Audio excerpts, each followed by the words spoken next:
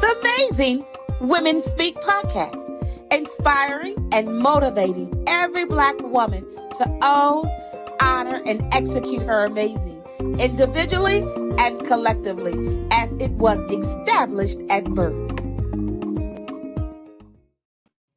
Good evening and happy Sunday. I'm Crystal L. Gunn, and welcome to another episode of Amazing Women Speak.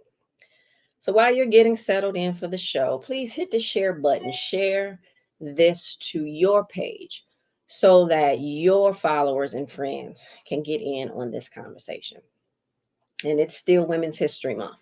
And so although we here on Amazing Women Speak, we celebrate Black women every single episode, this month has an overall theme of my seat at the table. And we will hear from women who have carved out their seat at the table, and in some cases, built their own table and invited others to sit with them. So let's talk about it. Breaking molds, building empires, and Black women entrepreneurs redefining success. Michele, as always, I greet you, welcome you, and thank you for saying yes to Amazing Women Speak. Thank you for sharing your dopeness with the world. Good evening. It is, as always, my pleasure to sit next to you and have these conversations. Once again, I'm excited about another one. 2 more amazing women coming. Facebook or wherever platform you are joining us from, get ready. Please join us by dropping your questions, your comments in the chat. We always love making you a part of these conversations. But we cannot do that without inviting the amazing women that we have with us tonight.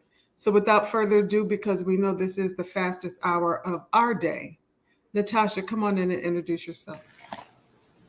Hello, everyone. My name is Natasha Lee, and I am the CEO and founder of both Being That Girl and Make Your Dreams Come True. I am a serial entrepreneur. I love tech. I love sisterhood. I love helping the community. And I am thrilled to be here tonight. Thank you, Natasha. Look forward to learning more about you and definitely your mind behind Being That Girl. Can't wait to hear more about that. LaTanya, come on in and introduce yourself. Good evening, ladies. Thank you all. Thank you both, Crystal and Michele, for inviting me on this wonderful, amazing Women Speak podcast. My name is LaTanya Orr, and I am also a serial entrepreneur. I have been launched out there in the deep over 20-something years ago as a brand strategist and designer. And now I have a new business endeavor that I am starting up right now, actually right as we're talking, called the FoundHERS Suite. It is a women's entrepreneurial network collaborative space, both hybrid. It's a hybrid model, so it's going to be in person and virtual. Once again, can't wait to hear more about that as well. Ladies, I tell our guests every week that this is the fastest hour of our day. So we don't have time to spend in shallow waters. We have to launch deep into this thing because the conversation goes so fast and we always leave so much unpacked. And so I always like to start these conversations by taking a step back before we get to what's happening today. So I want to open up today's conversation and ask you about your why. There's so many things that we could be doing, right, where we're responding to the needs of others. What was your why to stepping out into this entrepreneurial space? LaTanya. Oh, my goodness. My why initially was that I had entrepreneurial blood in me. And I knew very early on in my career that I wanted to work for myself. So that's at the core, is that I had the entrepreneurial bug. My master's, my MBA is in entrepreneurial management. So I laid the foundation very early in my career that that's what I wanted to do, that I was going to, as we are talking about launching in the deep, but that's what I wanted to do, is have my own business. So that's my why. I love that. Natasha.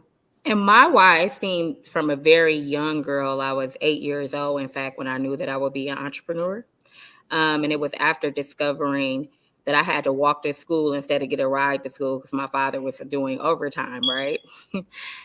And I wanted to ask my mother, like, why are we walking to school, And her response to me was that my father had to work overtime, and sometimes, you have to do that. And it was just like a long day. I said, well, how many hours did he work? She said 15.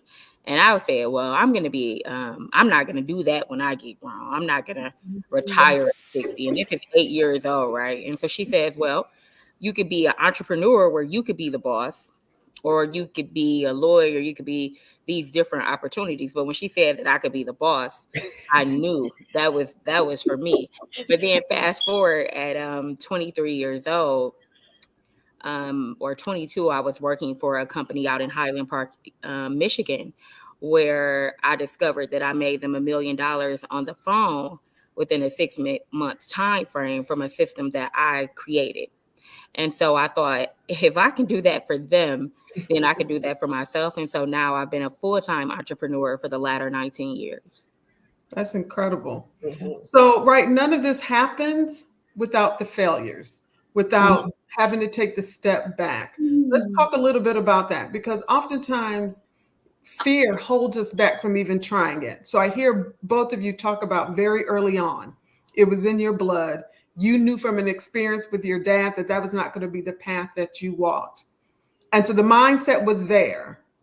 The journey could not have been easy right out of the gate.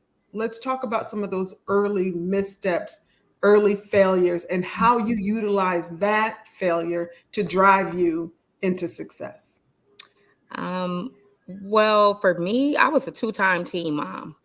So that struggle along definitely made the journey a lot more hard to begin with, because first of all, you have to develop a level of self-esteem to believe that you can be anything remotely or do anything remotely to the extent, in my most humble way, the things that I've done. And I believe because I was such a education focused young lady to get pregnant, very young, and it not be my choice, and be a 2-time teen mom, that I was told so many things besides positive things as to what I would be. And so for me, that then became my why. I didn't say that in the beginning, but I had 2 sons looking at me, and I didn't want it to be, I'm a statistic. I am, a welfare mom. I am all of the things that they said that I was going to be or projected to be.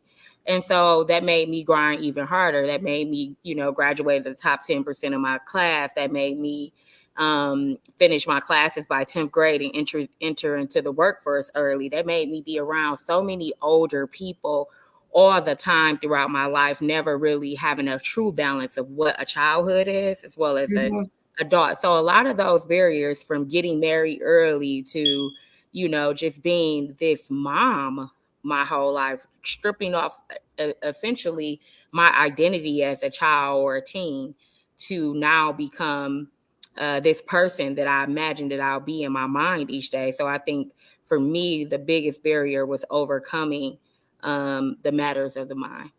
So, Natasha, though, how did you overcome the fear? I can't imagine as a young mom, right? Like, to have an entrepreneurial mindset when you've got 2 mouths to feed, right? Like, how did you overcome that fear? We hear women all the time talk about, I would do it if, right? And so you overcame the ifs and pursued your dream anyway. Yes. Well, number one, I had a strong belief in God. My whole life, I've always known He was real. I always believed that His promises would happen. I always believed if I pray for it, I can have it. And it didn't have any stipulation if I was a teenage mom, or if I did this mistake, or if I just believed that it belonged to me.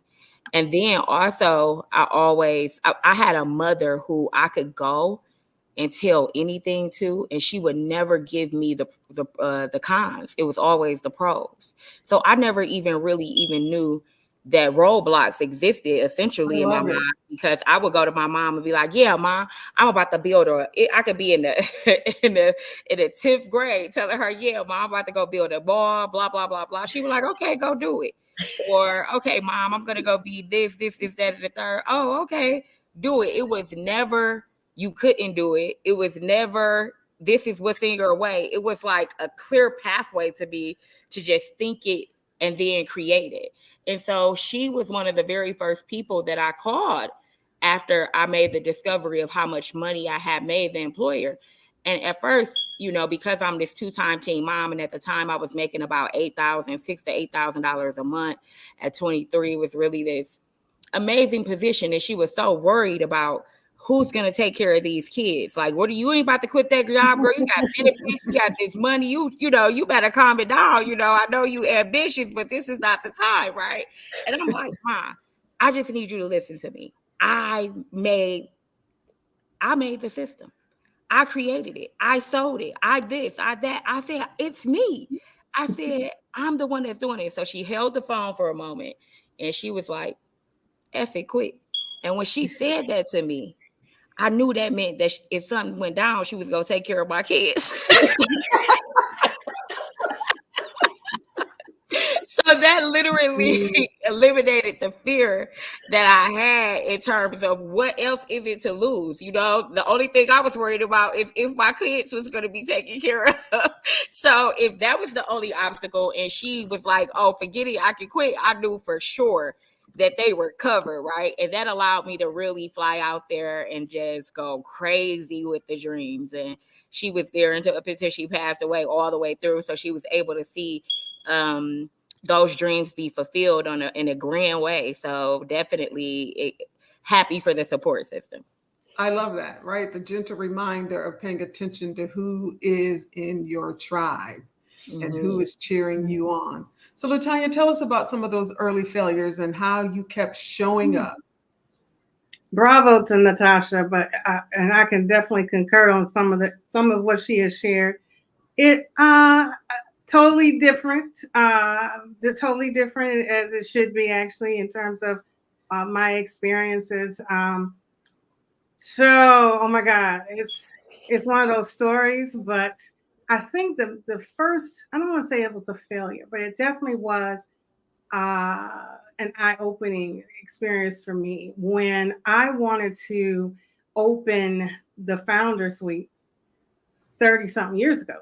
And I was met with opposition by my then husband, as well as my family. And so, that's not going to work. Oh, that's not going to work. You're doing too many things. You're working. I was freelancing. I had started doing the freelancing in marketing communications and that sort of thing. I had my little setup at home, but I didn't have the support. And so, hindsight being 2020 now, okay, so 30-something years later, I have support. And I also, not that I didn't doubt myself, but when you don't have that tribe, that person or those people to, to edify you, exhort you, push you through, then, that's when other things set in. But I still pursued the marketing side of my business, or, in terms of establishing that. I stayed true to that. And then, so that was like in the late 90s and then early 2000, I said, hey, you know what? I think I can do this. Similar situations as Natasha. I was like, well, I'm making all these people this money and they're relying on me to do, X, Y, and Z. Then why can't I do this for myself? So definitely having the path of least resistance in terms of being able to see my way forward just from my own skill set. I really love it, right? Like, and you dropped the gem around a dream delayed, not denied, right? And so what was in your heart, in your mind to create some 30 years ago? You didn't abandon it. You started building that plan then to find the time to do that thing, right? And we oftentimes, Natasha, you talked about faith, right? Like there's not a show that doesn't go by that doesn't get elevated. And God's timing is perfect, right? So Founders Suite might not have been what it's about to be 30 years ago, right? So there's some other things that God was moving behind the scenes. and you exercise the right kind of patience. And that's one of the things that we as women need to remember, that it's part of the equation. God's timing is perfect. Yeah, his timing is perfect. And I might also add that when I sort of had this epiphany last summer, I got a coach. I'm a coach, but I got a coach Right. to coach me through the process. And it all sort of just, it's like it was like a domino, or if it was like these doors just opened for me. And even now, it's like the last couple of weeks, I'm just watching God, just watching him. And it's like, oh my God, I got out of the way. I got out of my way. And then I also put things in motion in such a way that, from the perspective of that this is the appointed time. It's for such a time as this that I opened the FoundHERS Suite. And ensure 30 something years ago, it wasn't co-working. Co-working, that's new words. Collaborative. Those are all new, last 10-year words, decade words. And so it was shared office space is what it was back in the late 90s. And Right. even that concept was so far out there. But there were people doing it, and that's how I became aware of it. But now it is a $20 billion industry. And it's amazing what has happened, and it's going global in such a way. And then being a niche market with women business, that is where it's taken off. That's where, when you look at sort of what's going on worldwide, women-owned businesses being, the fastest growing sector of business openings and startups. And so that's what it's like. This is the time for the FoundHERS Suite. Sure. And somebody's out there listening right now that is thinking, okay, they had this idea, they had this thing that they have not done yet. And you just spoke to it, and it's sometimes God will give you a preview, is what I like to call it, of the thing that you're supposed to do later. Might not be the time right now. So it doesn't mean you give up on it. You just put it on the shelf, and when the time comes, you dust it off and it's there. And like you said, you look at the last 2 weeks, it's flowing easily. That's why you know it's the time now. But it goes back to that faith that Michele mentioned, that we talked about so much, and that preview. I'm giving you a glimpse of what it is that you're supposed to do. And because God gave you that preview, when the time is right, it's gonna happen, and you cannot fail. And I think that's just a powerful thing. And I agree. And so many words are being used that resonate with me, and practices that's resonating with me on this conversation right now, because Michele is speaking about this tribe, right? And that's what I call that girl. I call them my tribe. And then I hear LaTanya talking about this collaborative space and this co-working space and this virtual things that's happened over a decade ago. I just want to share a couple of things. Well, number one, I resonate so much what you're saying. When this co-working space back in 2006, I was in the first co-working space in Ferndale, and I was thinking, whoa, this is amazing. But when I would use the terminology, no one would know about it, know anything that I was talking about, right? But then I also want to, the collaborative, one of the things about being that girl and make your dreams come true is we collaborate over compete. It is collaborating over compete. And Crystal is one of the very few people who I can say that I've kept in contact throughout my whole entrepreneur journey. And when I started out in my 20s, literally it was her and Kim Naylor who would visit me at the Wayne County Community College, or I would have these women empowerment fairs, and they would be there, or Crystal would come to my office or to my call center to conversate with me, to tell me about these different ideas of what we're doing literally right now, Amazing Women Network. And she was doing this even then, right? And I think the beautiful part about that is that we get to see the bloom, the blossom of what our ideas was, there. And even though people are now seeing, these things that we're doing, they don't realize that the blueprint was being created 20 years ago. This has been a work in progress for, like LaTanya said, for her 30 years, right? So people think when they meet us, we new on the scene, and I'm like, nah, I'm sorry, I've been doing this. Nothing new going on here. I'm a veteran. Can I please have my veteran badge at this point? But also, we talk about this preview, right, guys? And for me, I jumped into being that entrepreneur. Like I said, I convinced my mom to, back me up if something went down. But then I also had to convince my oldest brother to let his wife quit her job as the regional Blockbuster manager and be my manager, right? And so he said yes. Well, it went from me having one employee to opening the door, having one employee, my next door neighbor, to having 1,500 people work for me globally. And it was virtually. We would be processing inbound calls and technical support and email response for huge Fortune 100, Fortune 500 companies. I mean, there is not one that we did not work with, right? And now fast forward, guys, COVID-19 comes out. And now everybody's talking about working from home. COVID this and this virtual space and this, and they're all trying to come and tell me. I'm like, no, I've been here for a very long time. Okay, let me show you how to pivot into this space. And so I was able to use those skills to not only teach people how to maneuver into this virtual space, I was able to use that to create tools like virtual obituaries and funerals for people who were dying and couldn't be into one space, or to point people in directions for jobs that have been here for decades. Because keep in mind, when it gets to us, just like we've been building these blueprints, corporations have been building the blueprints way before we even got here. They were already in preparation of what was going to come and how to be able to make those pivots. So I appreciate having the foresight for this and the preparation before we got here, and to be able to create, organizations that can not only help women, but also men and youth as well throughout this process.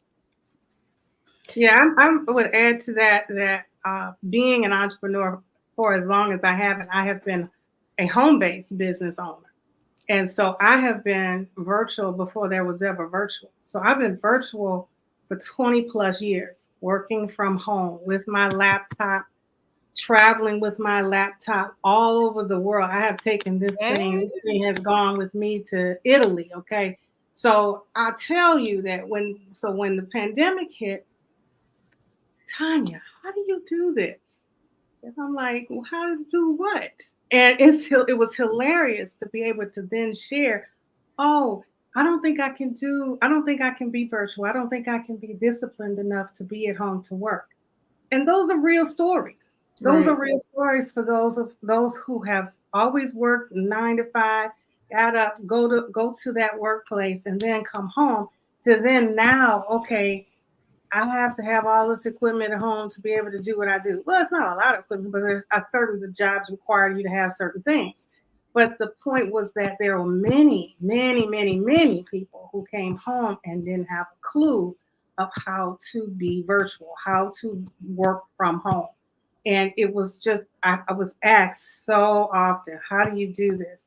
How do you discipline yourself from getting up and going to the refrigerator every 5 minutes? How do you feel like, how do you not go get back into bed? And but those are real. I'm telling you, those are real things that we all had to face during the pandemic. But those of us who have been living this life of working from home, it was just like, it was a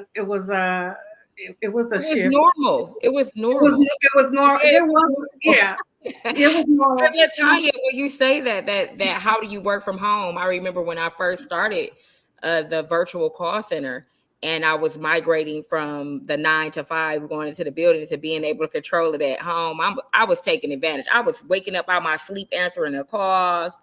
I was doing when a family was out there barbecuing, I want to get off the line, log off, and do this and go be with the family, right? When it was time to get paid, I would be looking like, now wait a minute, what is going on, right?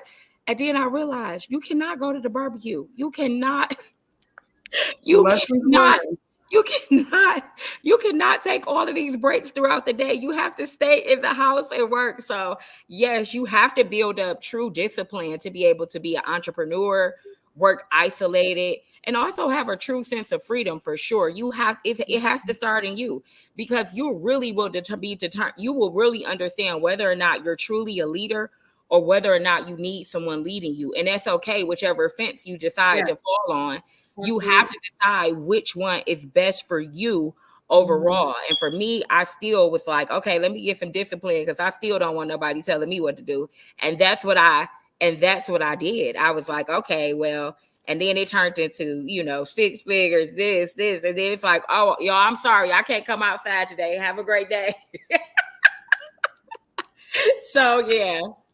So one of the things that we started a conversation on last week that we didn't get a chance to dive deep into, and that is, when you are an entrepreneur, and you're starting out, there are things that you do not know, that in order to be successful, you have to have a financial plan. You've got to have, right, like that personal drive to be able to understand. You got to know how to hire people. You've got to be HR, right? Like, so share with us some of your strategies. LaTanya, I'm going to start with you. Share with us some of your strategies of how you built the team, or how you learned about those additional pieces in order to build out your empire the way that you have. Oh, I learned early on what I didn't like doing. And that was bookkeeping. I said, I can't do this. But I knew that in order for me to be successful and to be legit, if you will, I needed to have my books straight from the very beginning. So I had a bookkeeper who started with me like very, very early on. And then she retired from her job and, just kind of shifted things. And so I had to find someone. And so the person that I have relied on for almost 20 years, and I will speak her name. I refer her all the time as Benita Tyler. Benita Tyler, those of you in Detroit who know her, she is the epitome of the best bookkeeper, tax prep, accounting resource you could ever have.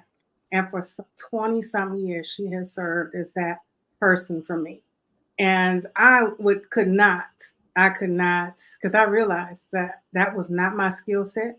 I was not going to sit and go through QuickBooks and Excel. I wasn't doing it. And so I knew that I had to have that person. I had to have those services.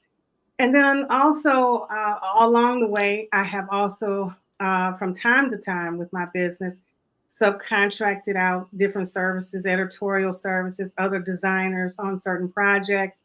I obviously have I have an operations person who I rely upon for, if not so much that they do the work for me, but just to have that mentorship in those different areas. I do recommend that, even if you're not hiring them, retaining them to do certain things, but just being able to say, you know what, can I run this by you? What would you do? And knowing that you don't know everything, and being willing to say that you don't know everything. Right. And then that there are people out there that do know or have those skills, and that you can, source out them to assist in any way that you need. So yeah, having this, so that tribe, I had that tribe. And so that has been a tremendous blessing to me, especially the last, 20 plus years, for sure. So come on in. I just can't even believe how much LaTanya and I have in common. It is unreal. Like, it seems like our businesses have been mirroring each other this entire time. The power of outsourcing is literally how all of corporations get by. Everyone is outsourcing. Mm-hmm. And so if you're not outsourcing and you're trying to do everything yourself, and you're trying to have the persona that you can do everything, you're never, ever going to reach those benchmarks or, reach new heights, because you cannot elevate without outsourcing. And that is the number one component that makes a small business different from a corporation. when you think about corporations, you think about how they have someone filling in the gap from them, from the foundation all the way. She froze. But I'm going to jump in here while technology is doing what technology does and say, this is right on time and perfect. And now more than ever, I mean, you can even see when you're applying for funding or you're replying to RFPs or RFQs and even grant funding, where before it just used to be how many employees do you have? Now it's employees and those consultants who are outsourcing that you can use. So times are definitely changing, but there's so many people out there who think, okay, I can do it all myself. And a lot of times when you are an entrepreneur, when you start out, there's a lot of things that you have to do for yourself, right? There just is. And I've heard people say, oh God, I hate my business now. It's not that they hate the business, it's that they hate doing the things that they don't like to do in their business, right? And when you think about it, trying to do it all yourself really is a form of self-sabotage. Because you Oh, can't. absolutely. Absolutely. It's definitely a self-sabotaging. And you have self-sabotaging moments all the time. And I'm not gonna be, I'm gonna be very transparent saying I'm having a self-sabotaging moment right now because I really need an admin. I need an admin assistant. I have had them over the years. Really, my bestie, actually, she has been serving in that role somewhat, but she has her own business and her own things that she's doing. So I do have some assistance in that area, but I really need a dedicated administrative assistant. But they are hard to find. And I have had the virtuals, but I haven't been pleased with the virtuals. So I'm at a crossroads in that respect with having someone that's in person, like the old fashioned secretary. Can I find one? It's what I'm finding is that the old fashioned secretary that we're used to, those of us that are over 50 who have worked in corporate and know what the skill set you have to run to be in that role. The younger set do not have those skill sets. They don't know how to do a print merge in Word in Microsoft Word to do letters because everything is digital. But sometimes you need to do the personal touch and send a letter out. Mm-hmm. And so that means you got to put an address, a name and an address in, and then you have to send them out. But then you find it, I don't know. So it's this there, you have to teach them how to do it. Well, if I have to teach you to do it, then I'll do it myself.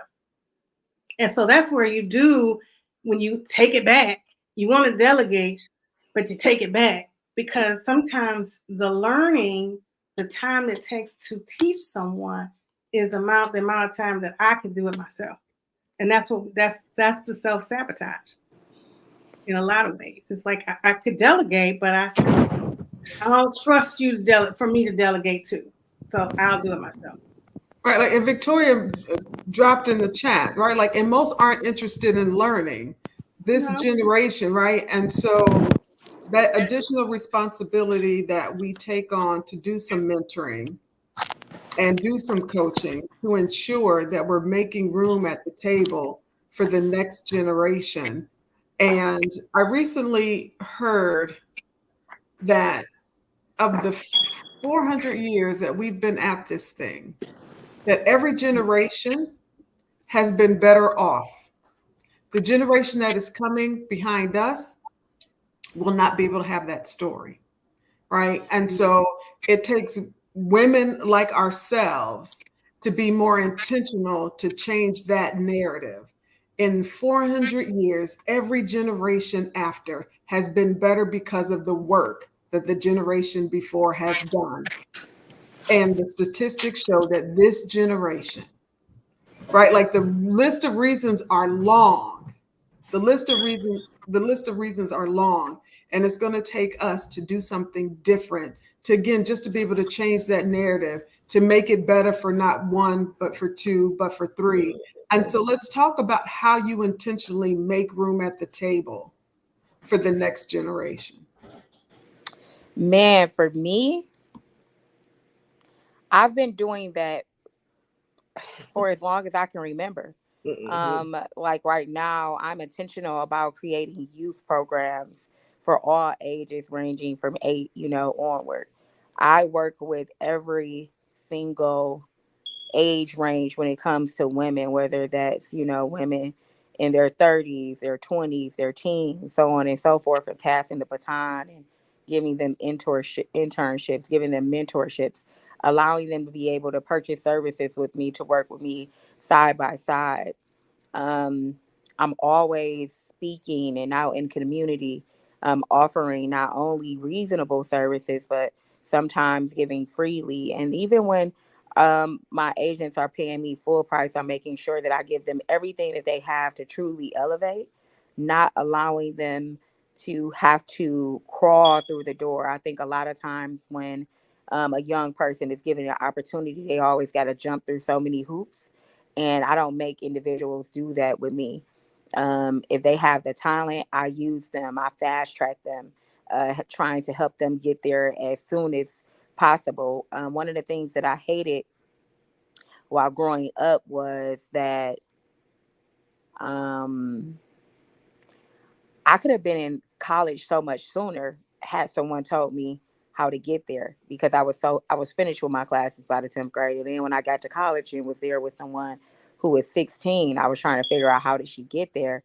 And she said, someone told her, and it's just as simple as that. We can just tell someone. We don't have to make them grovel for the next seat. And I think that especially in African American culture, we want to make someone prove themselves until they cannot be proved wrong. We want them to, oh, I had to work here, you got to work here, sort of thing. I despise that behavior.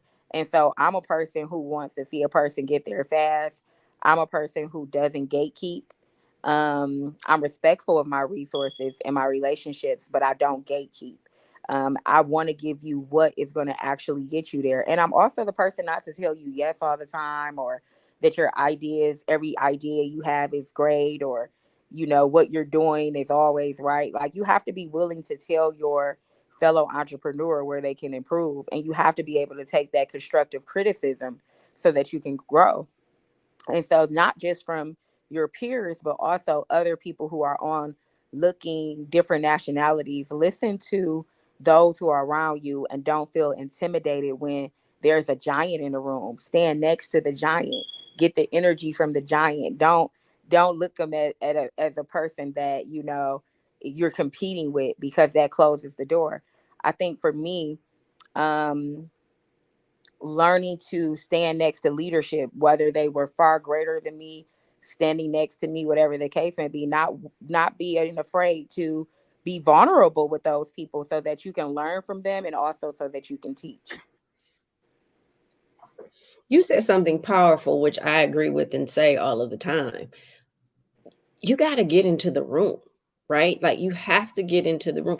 Even if you're in the room and in that time you don't get to stand next to the giant, you still got to get into the room. Even if you're not ready to do whatever the thing is, go in the room. There's people that are going to be in that room that you need to meet, that will help you, that will want to pour into you.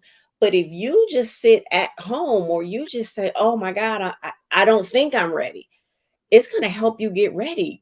Attend the stuff, get in the room so that you can feel the energy, and then find the people who are going to help open the door for you and will have you sit with them at the table.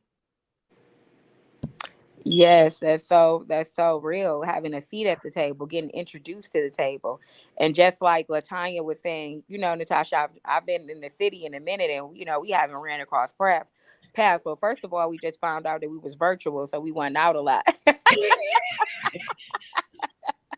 And the other reason is no one hadn't introduced her to me yet, but now you guys have, right? It's Right. about who knows who. It's about those relationships. Who can speak to, your good deeds? Who can speak to your good work? And so doing the work and doing a fine job at it will eventually align you to meeting the people who you need to meet when you need to meet them. Sure. And that's so important for us to understand. We think we're rushing the process, and getting invited to the table, being in the room gets you invited to the table. So definitely make time for networking, whether that's online or offline. I think that's so important for those out there listening as to, how you can make those lateral moves. And one of the biggest things that I can tell them that the approach they need to take is to come outside. Walk in those rooms, introduce yourself. Even if it's that one elevator pitch, it might be somebody in that room that need that service that you want, or that connect with, and it might change your life. It could be that one person in a room that you have no idea who you're working with. And it's so funny. So many people tell me, "Oh, Natasha, you're so humble." Or they don't know what's about to happen when they work with me, but they tell me something. And if I want to make that dream come true, I'm about to connect them with every single body in my Rolodex so they can make it happen. Yeah, I'm definitely not the gatekeeper. I'm going to share as much as I possibly can, and I'm known as that. I'm known as that, that resource. Oh, I know Tanya knows somebody to be able to share, whatever it is, whatever that's, if it's my client base. I share. I'm a sharer, and always have been, because I feel like, you know what, I don't own it. I don't own it. And I feel as a steward that I should share, and as a steward over my business, as a steward that I am supposed to be able to share those resources with others. I mean, I didn't get there, by myself. I am no man. I'm not a man unto island unto himself. I have on the what is it? The back of the shoulders of my ancestors, as well as those who definitely paved the way for me early on. When I got to the University of Michigan, I did not know one soul in Ann Arbor, Michigan. Here I am by myself, Black woman, living on the up in the on the hill in the dorm, where there was 20 of us that sat at the same table, 20 Black people that sat at the same table. It was that kind of party in 1984. So listen, that it was, so I learned from there that, okay, so how am I supposed to navigate these walls? So I got involved with a women's organization on campus, and those women were my mentors. To this day, they are my mentors. I can call them personally, ask them anything, and they were there for me then, and they're there for me now, 40 years later. And so it's not about me. It's about how I can help to bridge the gap. If I can share a resource, or share a name, or maybe you should call Natasha. She's doing X, Y, and Z. Call Crystal. Call Michele. Do that. I'm definitely I'm not a gatekeeper, but I have some friends and some clients who are gatekeepers. Okay, so I have I've been a witness to that, and it's not effective to be trying to hold it all to you. Well, wait a minute, no, you didn't get it on your own, so you should share. And so those are the things that we learn as we build, and quote unquote building these empires. You can't build an empire again by yourself. Right. You cannot do this thing by yourself. Jesus didn't do it. He didn't build his empire by himself. He had a group of 12, and men of 12, and some women on the side helping them out. So we have to realize that we can't do this by ourselves.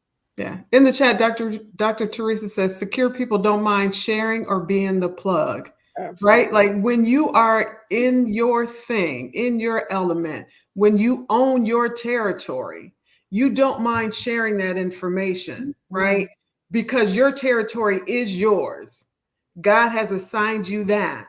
And the only way he's ever going to enlarge your territory is if you can demonstrate that you are willing to bring others into the space and give them the opportunity, because no one is all things to all people, right? Like the same services, there's space for all of our gifts. God is clear about that. And so we have to do our part. And part of that is making room at the table, going to get the next generation and bring them into the room because they don't know what they don't know. With intentionality and purpose, we have a responsibility, right? We should be accountable to the women that are coming up to ensure that they have an opportunity, even if we had to go about it a different way. Sure. And oftentimes during that journey, right, like we encountered many a no, right? Let's talk a little bit about, because this hour is going to run out. I'm telling you, the fastest of the day. Let's talk about the power of no and how it motivated you, or what did you learn in that space that helped you get through to the other side? I think for me, go ahead. I was just gonna definitely just take, just even from our last, conversation we just had, moving into the power of no, is knowing who belongs where. Just because we're not gatekeepers, and just because we are giving this information, the rule still applies that everybody can't come. The rule still applies that we must know our tribe and what resources belongs to who and what introduction needs to be done. Sometimes that introduction can't be done just because you recognize that the other person isn't quite ready yet. You knowing your tribe, you know who's who, what sort of person they want to meet, what level they need to be at, what type of credentials they need to have.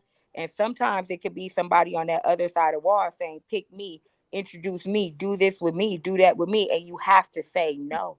You have to say no, because you will break a barrier in, and it'll be something truly embarrassing for you. So I think that was hard for me because I'm such a giving person. And yes, I want to make sure you get there. And sometimes I said yes when it should have been a 5,000,000% no.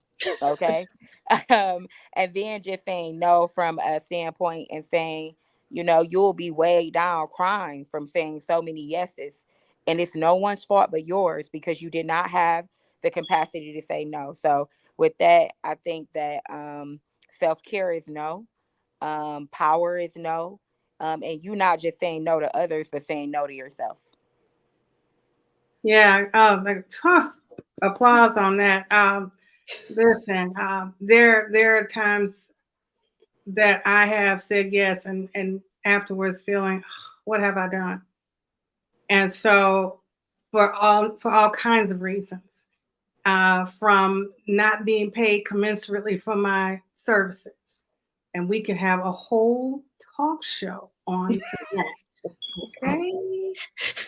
The price is the price. The price is the price. And I'm at that point. I finally, after 20 plus years of doing this thing, saying, you know what? It is what it is. You either want my services or you don't.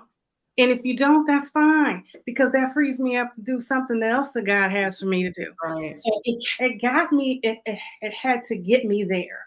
It had to get me there where, when I know that this person is getting paid this price for what they do. And then for a long time, I would sort of, dismiss it and say, you know what? No, that's not my market. That's not my market. So I'm the person who helps the startup. And so the startup doesn't have the corporate money. But then, okay, so for 10 years, you're going to pay me the same thing? No. Talk about it. It's that. About it. Yeah, but and that's how do you, so when you start talking about the building the empires and building, learning that you do along the way, and being able to say then yes, the power of no, or the power of that you're not my ideal client. Amen.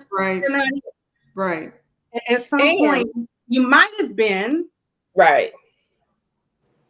And that's okay, but there is the levels and the evolution of you as a business owner to make that realization that, you know what, maybe now, I'm not for you. And that's okay. Mm-hmm. And we still can be okay, but that's not okay. And don't take the no's personally. Like when so true story. I literally had a client fire me because I said to her, you are not ready for this, but let's get you ready. And she thought I was being unsupportive. No, me letting you go out there and you're not ready is me being unsupportive. So don't take the no as someone gatekeeping. Don't take the no as someone being unsupportive. Look at why they said the no and ask them. Because if we tell you no, we're going to tell you why. And then go back and do the thing to get ready. And what they don't realize is if from a leadership role you say yes and they're not ready, it'll be far more embarrassing for them to step out there Yes. knowing it's not ready. Then afterwards, gotta watch them feel completely embarrassed or sorry for not understanding that it wasn't their turn yet. And just like we were talking about God's timing, sometimes it's just not our turn. And we know when it's our turn. It feels like it's our turn. Just like LaTanya said earlier, like things are just flowing in naturally and easily. You know when it's your turn. And you know when you're trying to force things to happen and all of those different things. And that doesn't mean that your turn isn't going to have tribulation as well. I'm not saying that it's a picture perfect moment, but you do know when all of the resources and all of the chips and your energy level is up and you're really to put in that fight, that hour, do that networking, execute that task list, you know when it's your turn. And sometimes it's a time for you to cheerlead, and sometimes it's time for you to choose you. And that is important in choosing you, knowing the time to say, okay, I've elevated everyone else around me. Hey, am I being kind to myself? Am I elevating myself and giving yourself some of that love that you're giving to someone else? I think Niecy Nash, I have my opinions, but Niecy Nash, when she said, I want to thank myself. I said, girl, please say it again. Say it again. We do need to pat our own selves on our own backs sometimes. I mean, and it's not about being boastful and it's not about being braggadocious. It's about saying, you know what, God, with God's help, I'm at this spot, this space where I'm just watching what you're doing. And then, you know what? I need to acknowledge, that's my own self-care, is to acknowledge and celebrate the small wins. Yes, I woke up this morning and took a new breath, new day, a new hour, a new moment in time. And so we do need to celebrate and to be mindful. And then, just in terms of the whole networking thing, you have to show up to go up. As much as those of us, not myself, I'm not an introvert, but those who are introverts still have to show up in order to go up. And so we all have our moments when there are times. I went out last week. I went 2 nights in a row, and I was so exhausted. Come Friday, that's because we haven't been doing in-person stuff. So when you go back to doing the in-person things, and you're doing this on Tuesday, Wednesday, Thursday, come Friday, wait. Now I'm not 20. So that stuff just starts, and I realized, I said, oh my God, but I showed up this week. So that stuff just starts, Absolutely. Yes. Here we are, the top of the hour. Told you, the fastest hour of the day. And this conversation has been amazing. And the chat has just been blowing up. I'm so very grateful to the both of you because you're dropping gems that clearly not only the folks in the chat needed to hear, but Crystal did too. That whole celebrate conversation, LaTanya, I was like, get her. Get her, remind her. I don't have a champagne glass in my hand. Listen. So celebrate every day, every moment. Yeah, I'll own you. You dropped some gems on me as well around the price is the price, and really paying attention to where you started doesn't mean where you stay, right? And the fact that you started working with startups and understood what they were bringing to the table, at some point you elevate, and that's no longer your client, and that's okay as well.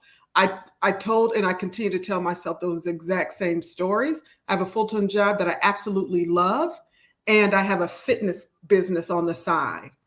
And I just want women to be healthy. So I'm not going to charge them a lot. I do this because of my passion. And I kept telling myself stories and stories. And I was even telling other women, like, the price is the price, while I was still, and recognizing two things were happening. One, I was not like showing up to glow up, because at some point you tell people what your worth is while you continue to take less, right? Like I forgot that part of the story. Girl, you can write a book on that. Right? Like I forgot that part of the Yes. story. And two, there is a gift for what you bring to the table, and that gift is costing, and it shouldn't just cost you as a person providing that service. So I thank you for that. And we all have opportunities to grow and learn. And I thank you both for the gems that you dropped. And we need to know a little bit about the businesses, about these empires. We've got 5 minutes and a lot to unpack still to learn about the gifts that you bring to this table. So Natasha, tell us about Being That Girl. So Being That Girl is a platform that supports women and men from youth through adulthood through STEM, business, community engagement, media, PR, and collaborative efforts. Make Your Dreams Come True. It's a BPO agency that provides all sorts of business processing services to make your business dreams a reality, whether that's a call center, virtual assistant, social media marketing, PR, media outsourcing, project management, pretty much anything you can imagine to need your a business feel. I mean, something a missing piece of your business dream. We definitely deliver, and if we can't, we outsource to those partners who are able to. So that's 19 years of being in service and providing those business services internationally. That's a lot. And so how can folks find you? That they can learn Catch more. what you will. Catch what you will, guys. Right? It's I love it. I'm that girl, Natasha. We're on Instagram. Natasha Lee, that girl. You guys, you will see that girl next to any of the names there. And essentially, guys, think about this. I'm that girl who makes business dreams a reality. That's I how love you'll it. remember me. I'm that girl who makes business dreams a reality. And it's at I'm that girl, Natasha, on Instagram, and Natasha Lee on all platforms, in the parentheses, that girl next to my name. All right, go find her. Go find her. LaTanya, Before we go to LaTanya, can you tell us, Natasha, real quick, 30 seconds, Okay. 313 day in Detroit Pistons? Oh, yes. 313 Day. Being That Girl has partnered with the Detroit Pistons. This is our second year, and this is our second annual awards. And we are awarding 13 men and 13 women for 313 Day at the Little Caesars Arena primetime show. So you guys definitely want to reach out to get tickets exclusively from us for that. We are putting on for the city and recognizing all of those community leaders, people who are actually doing the work and have been doing the work for I don't know how long. So you guys want to be in the room for the excitement, for the love, for the camaraderie, and for us to celebrate the city together. Woo-hoo. Wow. So, okay. So I have two businesses. Sailor Branding and Design is 20 plus years marketing and design agency. Services still be providing those services, but I am shifting and will be offering those services as business through our business to business boutique through the FoundHERS Suite. So just to shift into the FoundHERS Suite, I'm sort of moving my model or moving Sailor Branding and Design into the FoundHERS Suite. Along with the other business services that we'll be offering, bookkeeping, accounting, HR nonprofit management consulting. I think I'm missing the organization effectiveness, organizational management services through the business to business network. So the FoundHERS Suite is going to be my segue. I'm going to move all the way over into offering everything through the suite. Let's see. So it's all about community. So amplifying women's entrepreneurship through community is our motto. It's converging of like minds, like women's, like-minded women's, in terms of their their business models, collaboration, partnership. And then also, I will be starting a it's called Mentor, and it's going to be our mentoring program where we're going to work with colleges and universities to for women, young women who are students who are coming through the business schools and wanting to be entrepreneurs, so that they have sort of a better or more well-rounded approach to business from sort of not having that corporate experience, but having the women there that know that to have that know-how. And so that's going to be something that we'll be implementing hopefully soon. And then how can folks find you? So how can folks find me? The FoundHERS, HERS suite.com. Hello at thefoundersuite.com. And do you want us to celebrate what just newly happened? There's so much that has newly happened. So I just got the key. I wish I had the keys. I have the keys to my space. I signed the lease on the week before, a couple of days before the 1st of March. So I'm officially a business physical space owner, a brick and mortar space here in Chicago. Congratulations. So I am so excited. I'm trying to keep it all together. I have hired an interior designer. She's going to be coming in and helping me to set up the space. I want this done right, and I want it to be something that speaks to us as a people and as women women of God, people who are, those of us who are we out here. We've been doing this thing, and let's get it. Let's get that bag. Let's get the bag, but then it's also make a mark for God and for the kingdom, for sure. Amen. For sure. I love it. Yay! Congratulations to you both, and thank you so much for being here. Let the work begin. I'm sorry. Oh, that's okay. Dropping the nuggets that you dropped and being as transparent as you are with your stories. We totally appreciate that and definitely celebrate you today and every day. You guys are dope, and I absolutely appreciate it. Michele, as always, thank you. Thank you for curating the conversations the way that you do. I will say it again. I am clear that Amazing Women Speak is as powerful as it is because of the way that you curate these conversations and what you bring to the table. I am Crystal Gunn. I am a Black woman, and I own my amazing. Yes, you do. My name is Michele Harper. I don't end a week without acknowledging the obedience that Crystal has to the call that God has put on her life. I'm so very grateful for you. It is hard to have these conversations this month without wanting to constantly make you a guest, because you, my friend, are making history every single day with the gifts that you bring. And I'm so very grateful to you for that. And so very grateful that I get to share this platform with you each and every week, because you are changing lives for the women who have yet to be in the physical room with you. And for that, my friend, you should be celebrated always. My name is Michele Harper. I am a Black woman, and without apology, I own my amazing. Natasha.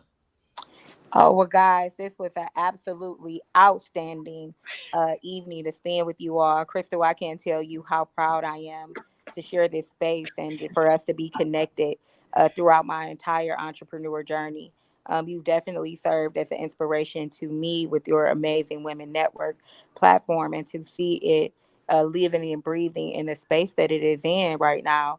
To see those fruits, I am so proud of you. And LaTanya, we must have been just thinking. We talk about like minds. Everything that you're saying, everything that you do, I can resonate with. So we were meant to meet right now so that our empires can do some really crazy, amazing things together. Seeing as though we fully understand the spaces. So I'm looking forward to coming through Chicago and turning it up with you 313 style. Okay. So my name is Natasha Lee, and I am a Black woman, and I own my amazing every day, all day. Love it. LaTanya. Yes, indeed. Yes, indeed. Oh my goodness. It has been a pleasure to be with you all this evening. Natasha, to meet you. Oh my God. I just want to it's been a pleasure. Thank you to Crystal. We don't have enough time to talk about our connection. But as God would have it, we have reconnected, and so for such a time as this, and so I am so grateful for the opportunity. Thank you so much for what you and Michele are doing with Amazing Women Speak. Keep doing it, keep shining. And my name is LaTanya, or I'm gonna add my married last name, LaTanya or Richard. I am a Black woman. And I, without apology, also own my amazing. Thank you guys so much. Thank you for hanging out with us this evening. I pray for everybody who has tuned in that the conversation has been insightful. Please find Amazing Women Speak on Facebook, Instagram, YouTube, Twitter, LinkedIn, and Spotify. So whatever your platform of choice is, find us, like, subscribe, turn notifications on, and then take a look at the past episodes. Look at the topics. See which one speaks to your soul. I promise you, you will find more than one. Watch it and then share it with others and be a blessing to someone else. Thank you all for joining us this evening. As Michele said earlier, the chat has been on fire. Thank you so much for joining in this conversation. Thank you for those who tune in each and every week. And be sure to come back next week as we continue with this theme of My Seat at the Table for Women's History Month. Enjoy the rest of your evening, everybody, and have a great rest of the day. Bye.